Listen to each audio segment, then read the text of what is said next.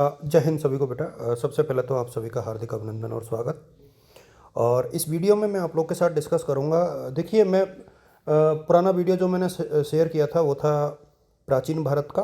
आज जो इसमें मैं शुरुआत करूंगा आधुनिक भारत के इतिहास की। और ध्यान रहे, ये सिलेबस के अकॉर्डिंग है कोटा यूनिवर्सिटी के, हालांकि दूसरी यूनिवर्सिटीज़ में भी हो सकता है ये, लेकिन मॉडर्न हिस्ट्री की बात हम लोग चर्चा यहाँ पर शुरू करेंगे। और first third battle of Panipat से हम इसकी स्टार्टिंग करने वाले हैं। क्वेश्चन किस प्रकार के पूछे जाएंगे? तो क्वेश्चंस मोस्टली जो आते हैं वो यही आते हैं कि पानीपत के तृतीय युद्ध के कारण क्या थे, कौन कौन के मध्य लड़ा गया था, क्या परिणाम रहा, क्या इसके प्रभाव रहे, और जो हारा उसके क्या कारण थे, जो जीता उसके क्या कारण थे। इस तरीके के क्वेश्चंस जो है मोस्टली एग्जाम में आते हैं, और उसी के अकॉर्डिंग आपको मानसिक तौर पे मेंटली प्रिपेयर रहना चाहिए। देखिए, इतिहास में जो मेन चीज़ है वो आपको ये ध्यान रखनी है कि एक तो मैं आधुनिक भारत के इतिहास के जितने भी टॉपिक हैं आपके सबके ऊपर वीडियो बनाऊंगा, और कल शाम तक जो है लगभग सारे वीडियो आ जाएंगे। तो आप लोग देखिएगा, और सारी तैयारी आपको यहाँ से हो जाएगी। किसी भी स्टूडेंट को इस बात का दुख नहीं होगा कि सर हमारे बैक आई है या फेल हुए हैं, यदि आप लोग अच्छे से पढ़ोगे तो। ये बहुत देखिए काफ़ी फेमस रही है। पानीपत कहाँ लोकेटेड है सब जानते हैं, हरियाणा में लोकेटेड है, दिल्ली के बिल्कुल पास में है। और ये मराठा और अफ़गान शासक था अहमद शाह अब्दाली, इनके मध्य में ये युद्ध हुआ। तो एक तो आपको ये ध्यान रखना है कि पानीपत का जो तृतीय युद्ध हुआ वो किन के बीच में था। बेसिकली अहमद शाह अब्दाली और मराठों के मध्य था, और मराठों का नेतृत्व जो था विश्वासराव पेशवा और सदाशिवराव भाऊ ने किया था। ये आपको ध्यान रखना है थोड़ा सा। इस दरमियान जो है ये जो टाइम फ्रेम है, इस टाइम पर भारत में जो है मराठा काफ़ी स्ट्रॉन्ग पावर के रूप में थे, और दिल्ली में उनका जो है इम्पैक्ट काफ़ी था, क्योंकि यहाँ तक आते आते जो है काफ़ी हद तक जो मुग़ल काल था उसका पराभव हो चुका था, यानी मुग़लों का पतन एक प्रकार से हो चुका था।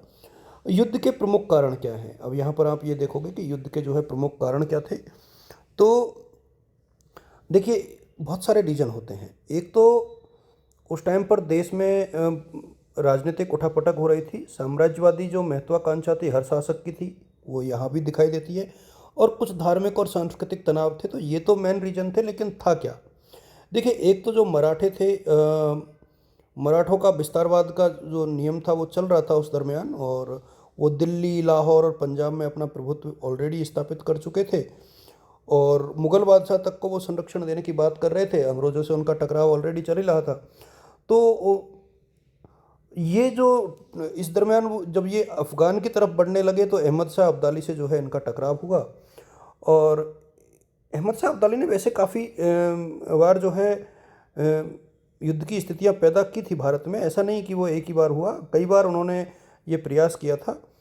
लेकिन 14 जनवरी जो 1761 था, तो 1761 में एक निर्णायक लड़ाई जो है हुई थी। इसके अलावा जो रोहिला थे वो अफ़गानों से जो है उन्होंने रोहिला अफ़गान और अवध से जो है गठबंधन कर लिया था अहमद शाह अब्दाली ने। तो वो थोड़ा सा खुद को शक्तिशाली समझने लगा, और न केवल शक्तिशाली समझा, वो मराठों के खिलाफ एक्चुअली, क्योंकि मराठों से रोहिला भी परेशान थे और अवध के नवाब भी परेशान थे। तो इसलिए इन्होंने जो है इनवाइट किया इसको, अहमद शाह अब्दाली को, और इनके मध्य लड़ाई हुई। इसके अलावा आप देखोगे कि जो धार्मिक और सांस्कृतिक तनाव था वो बढ़ गया था, क्योंकि होता क्या था, मराठा जो थे उत्तर भारत में बेसिकली उत्तर भारत से बिलोंग नहीं करते थे, महाराष्ट्र से आए थे। इनके धार्मिक नियम अलग थे, और इन्होंने बहुत ज़्यादा टैक्स सरकार जनता पर लगा दिए, और जो लोकल जो जितने भी राजा थे उनको इन्होंने थोड़ा सा प्रताड़ित करने का प्रयास किया। तो उससे क्या था, जो जाट और राजपूत और जो हिंदू राजा थे ना, वो भी इनसे नाराज़ हो गए, और उन्होंने भी मराठाओं को उतना समर्थन नहीं दिया जितना कि देना चाहिए था। तो उस वजह से भी यहाँ पर ये स्थितियाँ क्रिएट हुई। अब युद्ध का विवरण, अब देखिए, क्या तो स्ट्रेटेजी थी, प्रमुख योद्धा कौन कौन थे, और क्या क्या घटनाएं घटी। डेट याद रखें, मकर संक्रांति जो आजकल हम मनाते हैं 14 जनवरी 1761, तो 1761 बहुत अच्छे से ध्यान रखना। और ये लड़ाई चूँकि बहुत पहले से चल रही थी, लेकिन 14 जनवरी 1761 चूँकि निर्णायक दिन था। और अहमद शाह अब्दाली ने क्या किया था, बहुत तरीके से लड़ाई लड़ी थी। सिपाहियों की संख्या देखो लगभग लगभग बराबर थी, नेतृत्व यहाँ सदाशिव भाऊ ने किया था और पेशवा ने किया था। अब्दाली की सेना थी। दोनों की संख्या लगभग ये देखो 45,000 और 30,000, और यहाँ भी लगभग 40-50,000। लेकिन यहाँ पर रोहिलाओं ने इनको सहयोग किया, ये ध्यान रखना आप लोग। और एक इनके पास क्या है, तोपखाना था। देखो शुरुआत में तो क्या था, मराठों ने इस युद्ध को बहुत बहादुरी से लड़ा और अफगान सेना को क्षति पहुंचाई थी। लेकिन हुआ क्या, विश्वासराव पेशवा की मृत्यु जैसे ही इस दिन हुई तो मराठा जो सैनिक थे उनका मनोबल थोड़ा सा ब्रेक हो गया, टूट गया। और उसके बाद जो है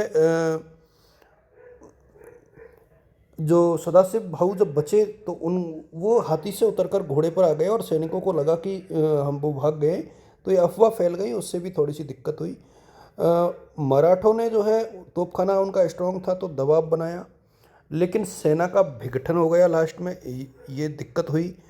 और अहमद शाह अब्दाली ने बहुत स्ट्रांगली तरीके से जो है, ख़ास तौर पे जो उनके अफ़गान घुड़सवार थे उन्होंने बहुत तार्किक तरीके से लड़ाई लड़ी और इस युद्ध में विजय प्राप्त की।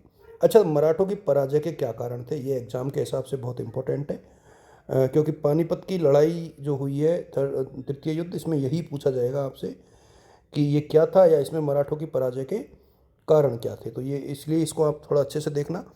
पॉइंट्स में आपको आंसर लिखना है, जहाँ जहाँ ज़रूरत हो वहाँ इस तरीके से डायग्राम बना सकते हो आप लोग, इस तरीके से बना सकते हो, स्टार का चिन्ह बना सकते हो, एरो का चिन्ह बना सकते हो। तो इस तरीके की चीज़ें आप करना। देखिए, एक तो उनको रसद का संकट यानी खाने पीने की चीज़ें की दिक्कत आई थी, क्योंकि अब्दाली ने क्या किया, उनके रास्तों को अवरुद्ध कर दिया था, जिससे सैनिक थे भूखे थे और वीक हो गए।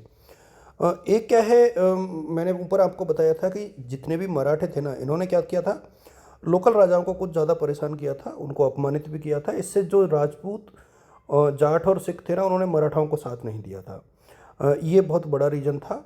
और नेतृत्व से संबंधित गलतियाँ थी ही। यहाँ पर सदाशिव भाऊ ने क्या है, रक्षात्मक रणनीति बिल्कुल नहीं अपनाई। और एक जैसा कि ऊपर बताया था कि सदाशिव भाऊ ने हाथी से उतरकर घोड़े पे आ गए, और उस वजह से क्या है, सैनिकों को लगा कि सदाशिव भाग गए हैं।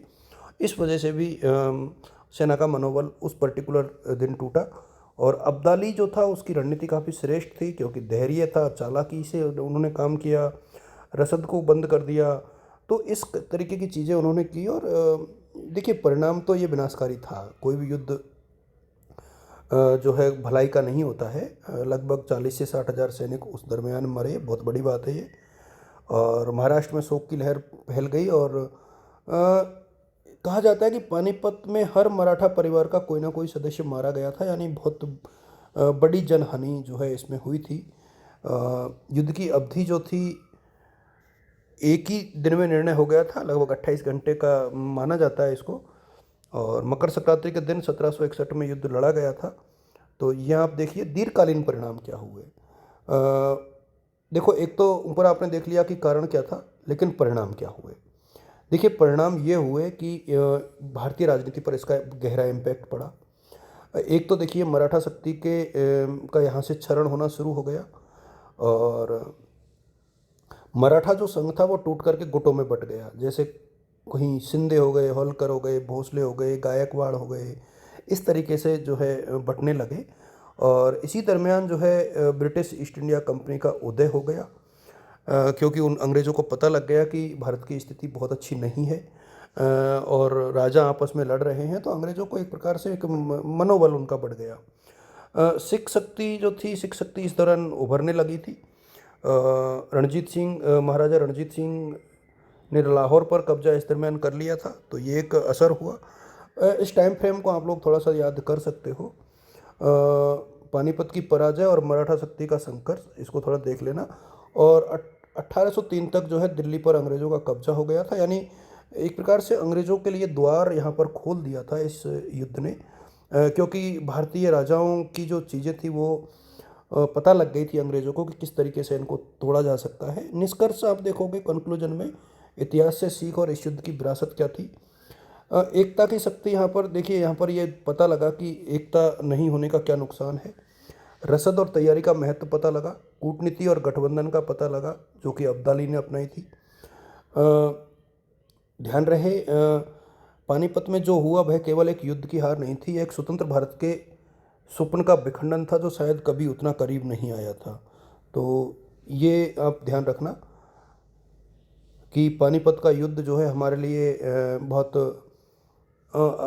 एक दुर्भाग्यशाली युद्ध रहा, जिसके बाद भारत में उपनिवेशवाद की जड़ें पनप गई।